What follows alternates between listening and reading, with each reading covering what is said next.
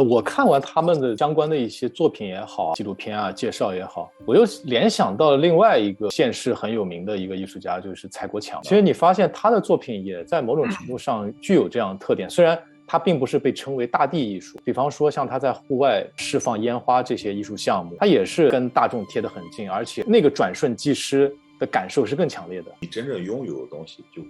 显得没有那么浪漫。你是不是有一年去墨尔本看过他的展？也是在 NGV。其实我比较感兴趣的还是他的那些烟花作品。当时我记得印象稍微深一点，贯穿整个美术馆，各种姿态的鸟产生了一些爆炸，用火药爆炸，然后制作的，在墨尔本一个船厂有足够大的空间让他去制作这个东西。那幅作品是专门给 NGV 创作的。他当时鸟的所有东西是一种动态，但是这个东西是固定在美术馆里，瞬间的东西凝固在这个载体身上。我其实印象比较深刻的就是他的那部纪录片《天梯》，整个纪录片就拍了他从构思啊到最后怎么完成了这样的一个作品，其实让人很感动。他这个东西也是在脑海里筹备了很久，一直在做实验，孤注一掷，最后完成。一部分艺术作品的出发点其实很简单，想完成自己的一个心愿。它里面所蕴含的无论是你一路走来的这样的经历也好啊，艰辛啊，各种各样的一些感情的交织，在最后那一刻，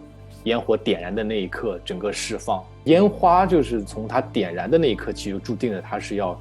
消逝的，它是感觉是把你整个的人生给浓缩了嘛。回到刚才说的，就是看你的才华。所以 Crystal 他们说的那句话，我就觉得真的是点醒了我很多东西。尽量的要让自己绽放的更绚丽，你要找到属于自己的那个点，那个时代。这个也是多少人一直在追求的东西，一辈子要参悟的一个东西。有些人他可能是先知后觉，他可能也有后知后觉。说到这个大地艺术啊，在日本上这2年就比较流行的一个代表性的就是越后期有大地艺术季，它就是在一个特定的时间段，然后在一个特定的区域，主要是选择在一些山区啊、农村啊、偏远的地方，在田间、山里、在森林里，请一些艺术家来做一些跟当地的环境相结合的一些艺术装置也好啊，